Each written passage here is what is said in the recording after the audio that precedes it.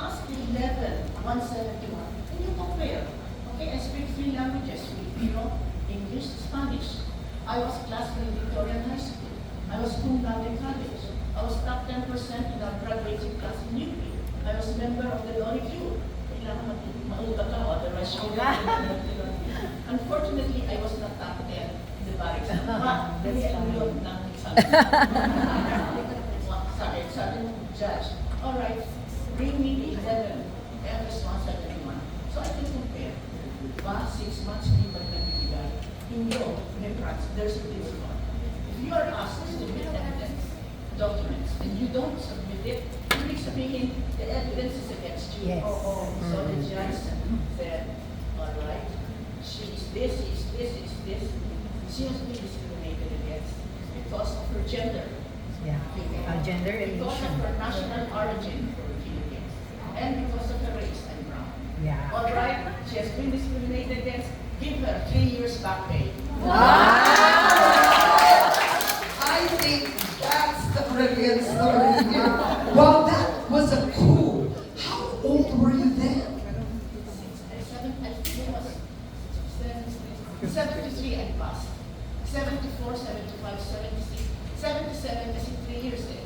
So by 77 or 78, pasok na ako. And I became an immigration lawyer para mag-spy inside INS. But how old were you when you sued them? 35. Wow. Hindi na ako sa reputation. My gosh. That actually exhibits who you really are. Yeah. I think it's that story that really shows who you are as a woman. Kaya sinasabi ko sa ating mga Pilipino, pagaling tayo. We are ready. Amen. So, Pero takot tayo eh.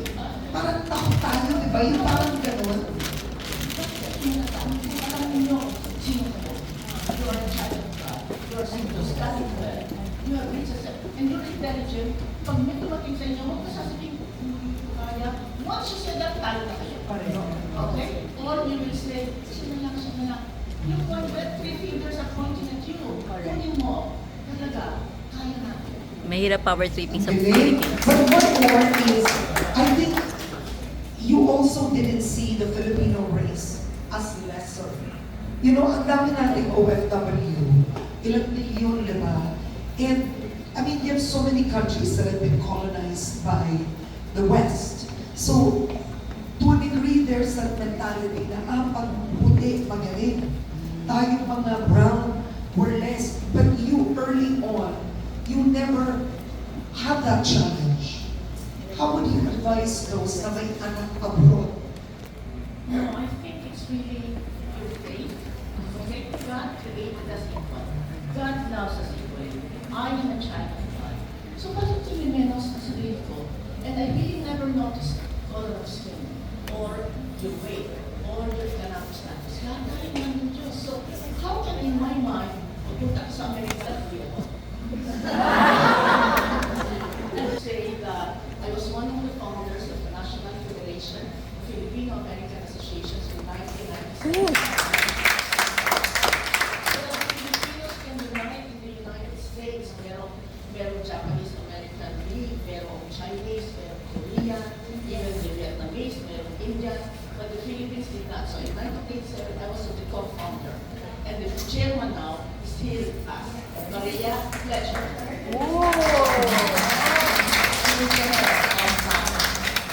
Okay. Galing? Salamat. Magaling ako bawat sagot. But you know, there's another lesson there. You saw yourself as a child of God. All humans are equal. But it's a lesson to us Filipinos too, because Filipinos are known to be racist. Ang Pilipino, ayaw niya na discriminate siya. Pero ang Pilipino din are racist towards other ethnicities. We point certain terms. Alam na natin yun. We point terms na, ay, ano yan? Ganun yan. Or, alam mo yun. Pag ganyan, ano yan, 5'6" yan. Ganun eh. Sasabihin ng anak, kung makasalan yan ganyan, ayoko sa pamilya. We are exactly like that. Yeah, we are. Totoo yun.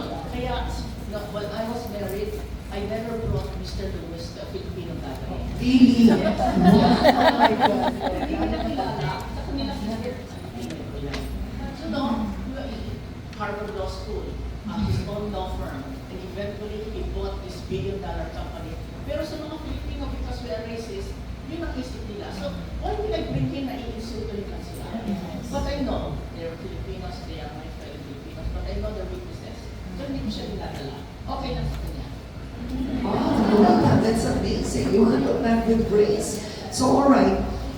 I'm not going to focus on Reginald Lewis, but I think maybe you can share a little bit on how he became a billionaire, because your story also starts with the fact that when he passed away, is how did Lloyda Lewis take over the company?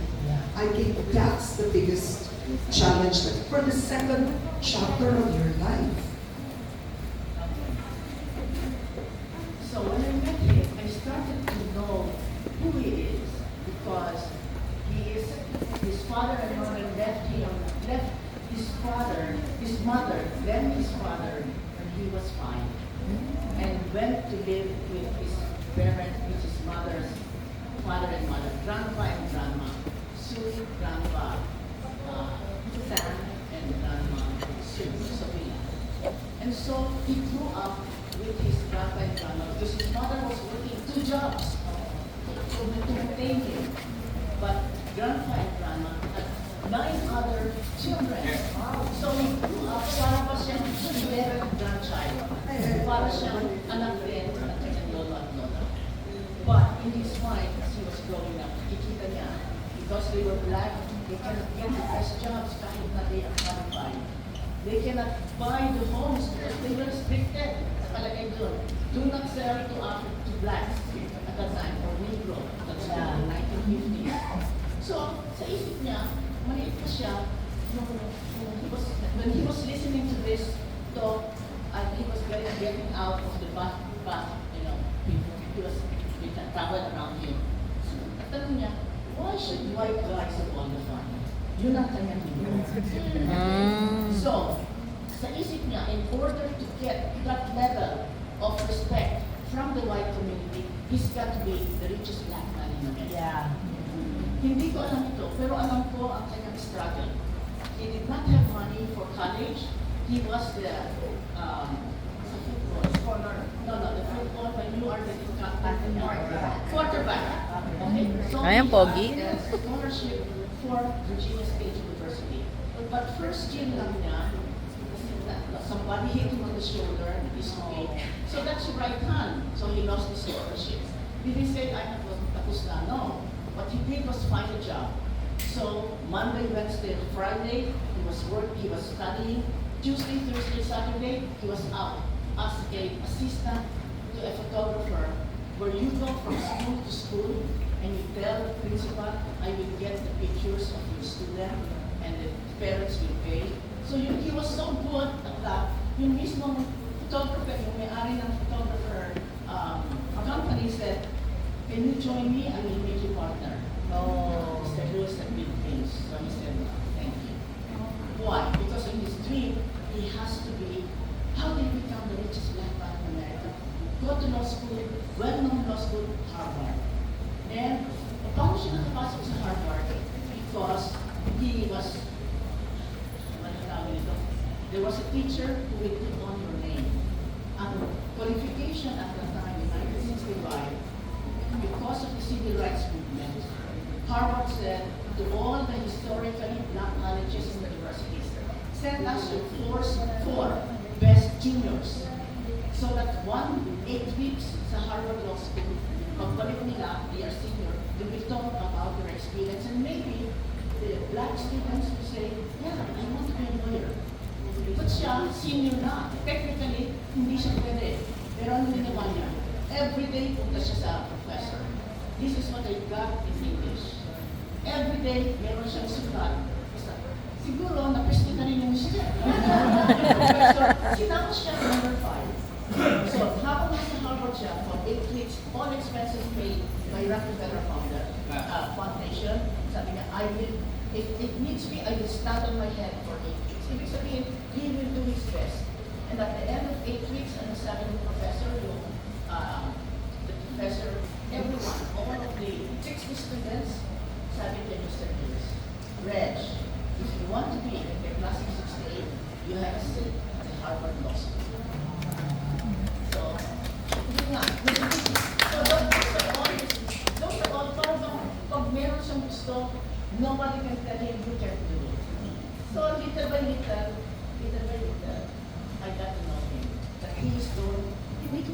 is going to be very tough. But, ang naalala niya sa Harvard Law School, ang kanyang thesis, where he got A+. Ang numbers, sinasabi niya ito sa akin, ang first sentence mo, in order to create wealth, you must do merger and acquisition. So, sa kanyang isip, kung gusto niyang maging wealthy, bumili siya ng company, not start a company. Kasi ang sabi niya, startups, kung ikaw mismo, ang failing rate is 90%. 90% ng mga nag-uumpisa, fail. Yeah. 10% wins. It lasts 5 years or more. So, sabi niya, I'm not going to go invest in that. 90% na kayo I will buy a company. Because when you buy a company, meron ng customer, meron ng supplier, meron, alam mo na ang renta, alam mo na ang income. So, the thing is that when you buy it, you have a plan to increase income, reduce expenses. And so, that's why we were asking, how did he do it? But that's how he did it. And also, as my brother Francis reminded me, the one who helped him raise $1 billion, puro suka, ha? Yung tawag, leverage buyout, was Mike Milken. He was Jewish. So, by Mike Milken being his investment banker, he was able to buy a $1 billion company composed of 64 companies in 31 countries. And that's how he became the first African American to own $1 billion. Leave your... And what happened when he was this billionaire CEO? Where were you in the scenario? What were you doing?